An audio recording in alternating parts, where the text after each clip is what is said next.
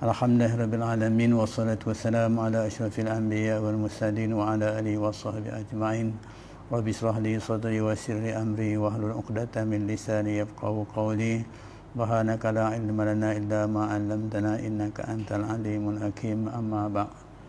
Alhamdulillah tuan-tuan sidang pendengar yang dirahmati Allah sekalian, bertemu lagi kita pada tazkirah ringkas pada petang ini, iaitu pada petang ini kita bicarakan satu hadis yang menerangkan kepada kita, iaitu hendaklah kita ni beramal sebagai seorang muslim, hendaklah beramal kepada Allah Subhanahu wa taala sebelum datangnya tujuh perkara. Hadis daripada Abi Hurairah radhiyallahu anna Rasulullah sallallahu alaihi wasallam qala baridu bil a'mali sab'an hal tantaziruna illa faqran mansiyah aw ghaniyan mudghiya aw maradan mufassida aw haraman fannada aw mautan mujaliza aw ad-dajjalu fasyar ghaib yantaziru aw sa'atu fas-sa'atu adha wa amar. Maksud hadis daripada Abu Hurairah radhiyallahu an bahawa Rasulullah sallallahu alaihi wasallam bersabda, segeralah melakukan amal soleh sebelum datang tujuh perkara. Apakah yang kamu perlu tunggu melainkan kefakiran yang akan melupakan kamu daripada beramal, atau kekayaan yang akan menimbulkan rasa angkuh yang melampaui batas, atau penyakit yang merosak sehingga sukar untuk beramal soleh, atau masa tua yang menimbulkan kenyanyukan dan keuzuran, atau kematian yang cepat secara tiba-tiba, atau adanya Dajjal sebagai makhluk jahat yang paling ditunggu-tunggu, atau datang hari kiamat dan hari kiamat itu lebih berat dan lebih sukar. Daripada At-Tirmizi. Status hadis ni hadis sahih. Jadi pengajaran yang dapat kita ambil daripada hadis ini, yang pertama, sesungguhnya Allah Subhanahu wa taala yang menciptakan manusia daripada tiada kepada ada. Setiap yang hidup pasti akan menemui kematian, lalu akan dihidupkan kembali di alam akhirat yang kekal selama-lamanya. Jadi atas sebab itulah maka kita diminta supaya beramal, kerana amal itulah yang akan menjamin keselamatan kita di hari akhirat. Yang kedua, jangan mensia-siakan waktu yang masih ada sebelum datang penyesalan yang tidak berguna. Perbanyakkan istighfar, memohon keampunan dan tinggalkan maksiat, serta seringlah mengingati kematian, kerana kita tidak tahu bila saat kematian akan tiba.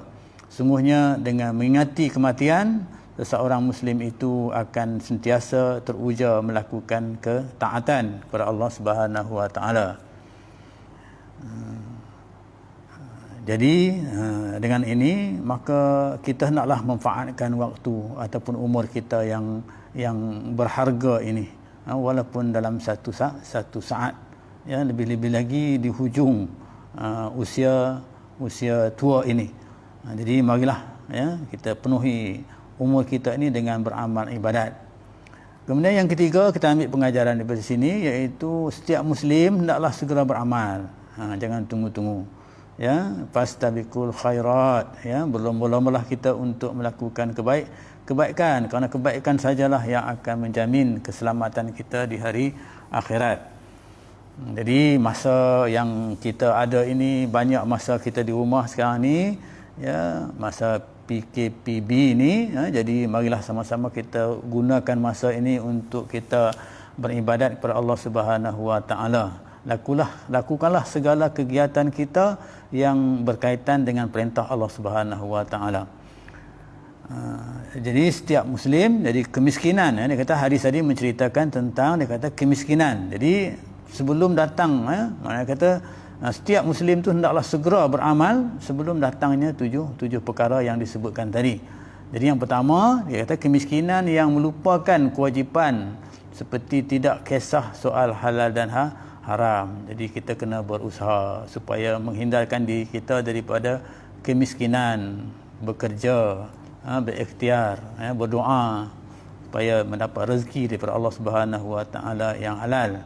Ya, mengelakkan diri kita nanti miskin. Bila miskin, maka ketika itu kita mungkin tidak dapat menunaikan kewajipan kita seperti mana yang dikehendaki oleh Allah Subhanahu Wa Taala. Kemudian yang kedua, dia kata kekayaan yang menimbulkan rasa angkuh dan sombong. Jangan tunggu sampai kita kaya nanti, dan kaya itu tidak mendatangkan manfaat kepada kita. Bahkan kaya itu akan menjadikan kita jauh daripada Allah Subhanahu Wa Taala. Jadi marilah kita gunakan kekayaan itu untuk berlakukan amal kebajikan di dunia ini. Seperti yang dikatakan, beramallah di dunia untuk kita mendapat hasilnya di hari akhirat. Kemudian yang ketiga, penyakit berat sehingga sukar untuk kita beramal. Jangan tunggu kita dapat sakit kemudian ketika itu kita susah nak beramal, nak semayang pun susah. Jadi ketika kita sihat ini, marilah sama-sama kita solat 5 waktu seperti mana yang diperintahkan. Kemudian yang berikutnya, yang keempat, tua yang menyebabkan nyanyuk dan keuzuran. Jadi umur tak tentu. Kadang-kadang Allah bagi umur kita panjang, kadang-kadang umur kita pendek. Jadi panjang umur itu, marilah kita mendoakan supaya panjang umur itu dapat diisikan dengan kebaikan. Jangan tunggu sampai kita sudah uzur, nyanyuk. Ketika itu mungkin ibadat pun tak dapat disenaikan dengan sempurna. Jadi ketika sebelum itu, maka marilah kita berusaha sedaya mungkin untuk beribadat kepada Allah Subhanahu Wa Taala. Kemudian yang kelima iaitu kematian mengejut. Ini tak tentu kita. Lebih-lebih sekali ketika ini, hari ini ada COVID ini, jadi marilah kita mengelakkan diri, ataupun tak tentu kadang-kadang kemalangan dan sebagainya. Ini ketentuan Allah Subhanahu Wa Taala. Allah sebut fa iza jaa ajaluhum la yastakhiruna sa'atan. Bila sampai ajal manusia itu, maka tidak ditangguhkan walaupun satu saat. Jadi sebelum sampai ketika yang macam itu, kita sihat-sihat ini, marilah sama-sama kita mengerjakan amal ibadat kita kepada Allah Subhanahu Wa Taala. Kemudian yang keenam iaitu kemunculan Dajjal sebagai makhluk jahat. Jadi ini fitnah-fitnah di akhir zaman ini berlaku hari ini, yang mana kita tak dapat nak mengelak. Mungkin Dajjal ini mungkin kita terjemahkan dalam bentuk fitnah-fitnah pada hari ini, yang bermaharajalela, yang tak dapat kita hindari. Setiap orang akan tidak dapat hindari daripada fitnah ini. Ini Nabi dah pernah sebut. Dia kata fitnah ini di akhir zaman akan jadi macam malam yang gelap. Semua orang akan kena. Tak kira dia tu alim ke, tak alim ke, dia kena pada fitnah ini. Ini kita khawatiri kalau zaman ini datang kepada kita, maka ketika ini kita sentiasa terancam untuk melakukan amal ibadat yang baik. Kemudian yang akhir sekali, yang ketujuh, hari kiamat yang sangat mengerikan. Jangan tunggu sampai kepada hari kiamat.